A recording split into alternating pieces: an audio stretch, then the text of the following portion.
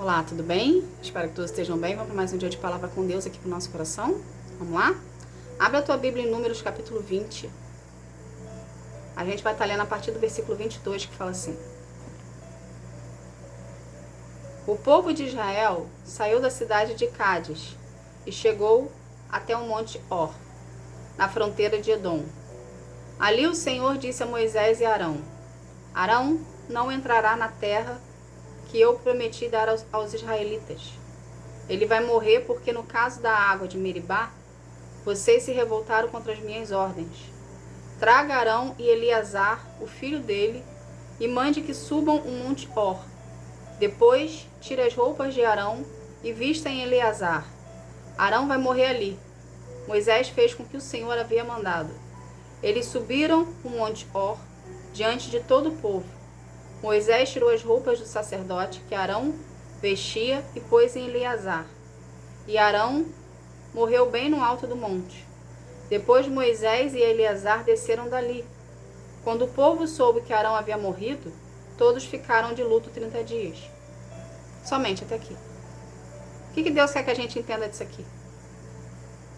Aqui na história do capítulo 20, teve um episódio aonde o povo de Deus estava reclamando, mediante as dificuldades que eles estavam passando, e Deus deu uma ordem a Arão e a Moisés. Deus deu a ordem para Moisés falar com a rocha para a água poder sair e dar para o povo que estavam com sede. Porém, Moisés e Arão, em vez de falar, eles bateram na rocha. A água saiu? Saiu. Porém, houve uma desobediência da parte de Arão ali. E de Moisés também. Entende? A gente precisa recordar aqui algo interessante. A gente sabe que o sacerdote é aquele que é escolhido e separado por Deus para fazer a função. Então, se Arão era sacerdote escolhido e separado por Deus, quem tinha poder sobre Arão era o próprio Deus. Ok? O que Deus quer que a gente entenda dessa explicação aqui? Arão, a princípio, era um sacerdote do Senhor escolhido por ele, povo de Deus. Muitos, hoje em dia, que acham que pelo fato de ter aberto a porta para Jesus, se acham na mesma situação de Arão. O fato de ter sido escolhido por Deus e separado por ele, não vai haver sobre a minha vida consequências ruins, porque eu sou povo de Deus. Muitos pensam assim. Só que do mesmo jeito, na história aqui da Bíblia, no capítulo 20, a partir do versículo 22, que Deus está nos mostrando que a consequência da desobediência de Arão, assim é na sua vida. Não pense você que pelo fato de você ter aceitado, reconhecido Jesus como Filho de Deus e aceitado Ele como seu Salvador, que se você fizer algo errado, Deus vai passar a mão na sua cabeça. Porque Ele não vai. Deus não tem culpado por inocente.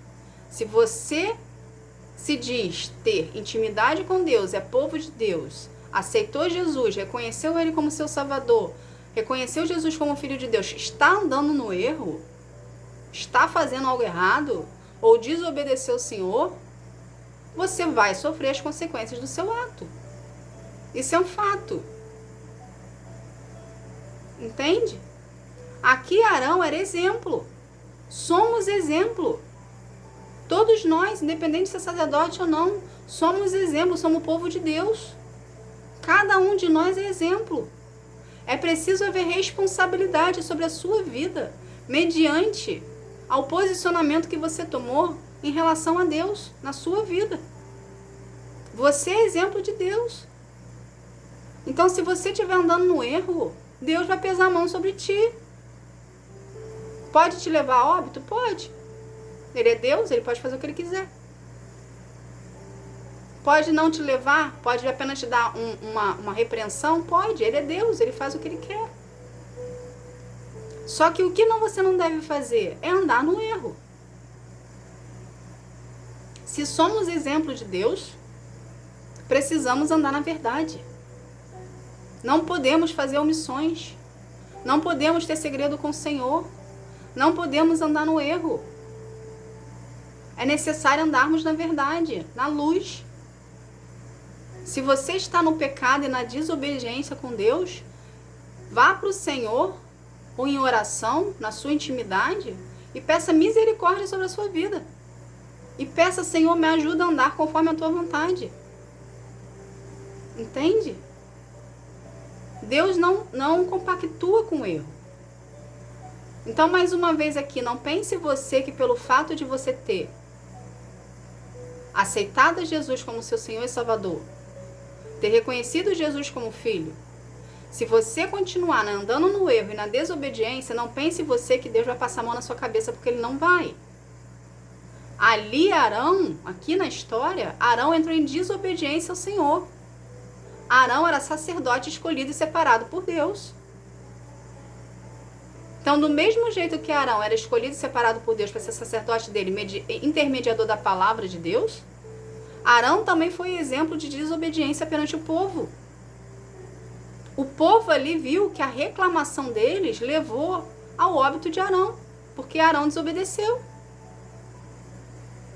Então é preciso haver em você uma consciência dos seus atos, mediante as situações que você passa.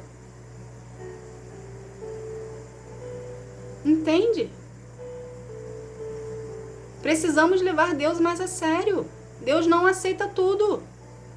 O mundo está fazendo de uma maneira que o evangelho aceita tudo. Deus não aceita tudo. É a vontade do Senhor que prevalece, não é a nossa. Não é o que o homem quer, é o que a Bíblia está ensinando. Entende, gente? É preciso acordar. As distrações existem para justamente fazer você pecar. As distrações vêm, as distrações que eu falo aqui são distrações camufladas, ok? Maquiadas de uma possibilidade que Deus aceitaria.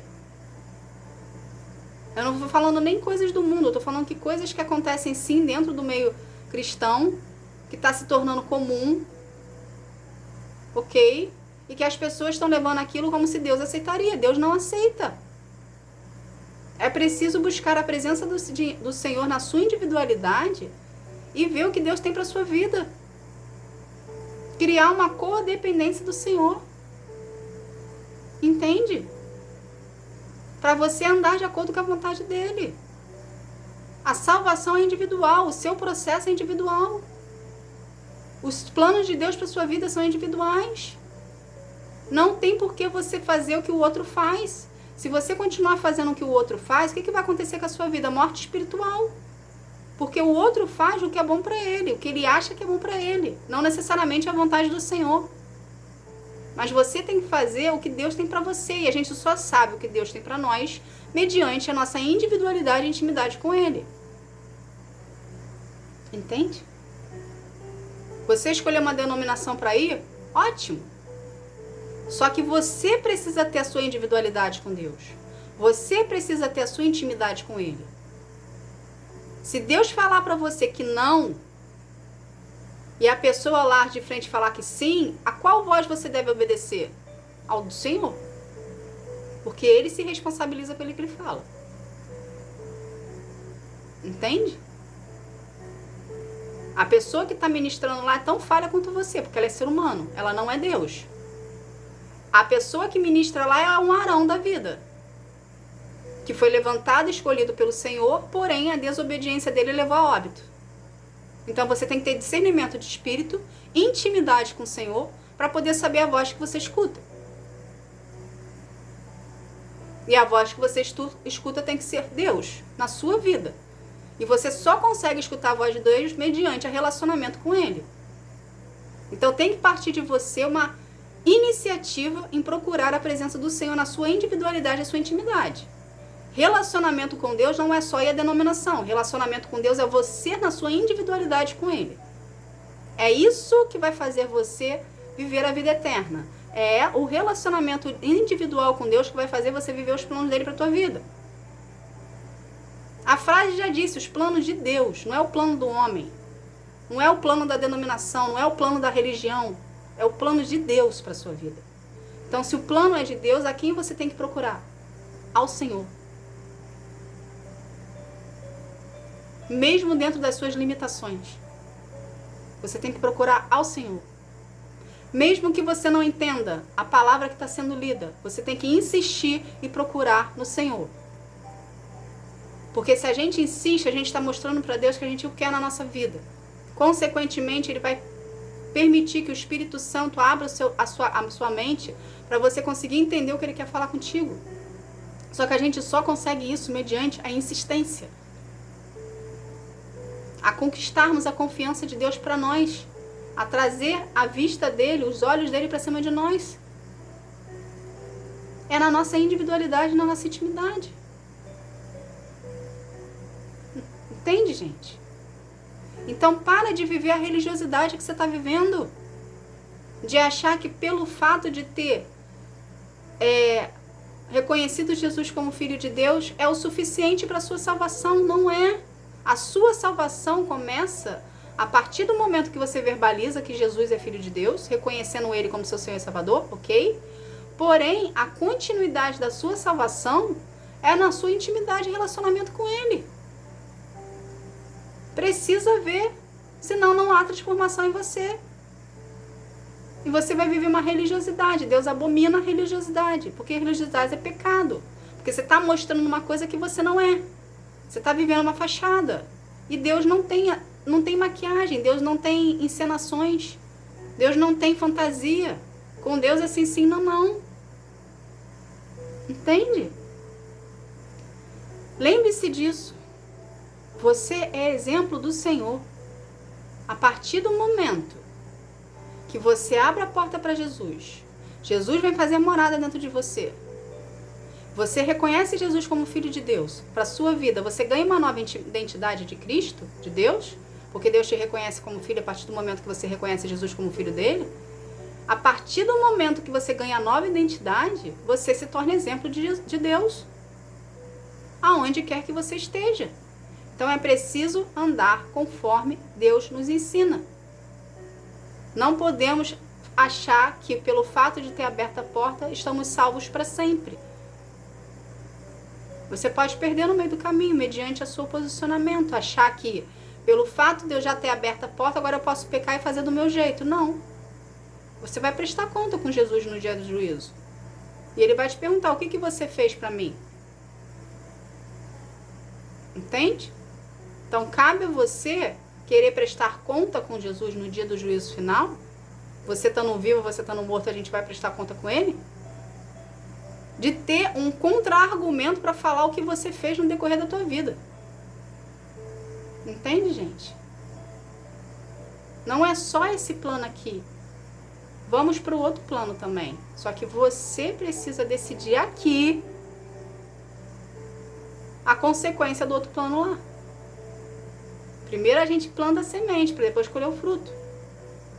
Então tudo que você faz aqui está anotado num caderninho, num livrinho teu, arquivado, para prestar conta com Jesus no dia do juízo final. Então ande conforme a vontade dele. E seja o exemplo de Deus onde você está, vivendo de acordo com a vontade de Deus. E não camuflando, maquiando o seu relacionamento com ele para mostrar para o outro que você é bom, que você é santo. Porque com Deus isso não funciona. Tá bom? Essa foi a palavra de hoje. Que Deus abençoe a sua vida. Fique na paz. Tchau, tchau.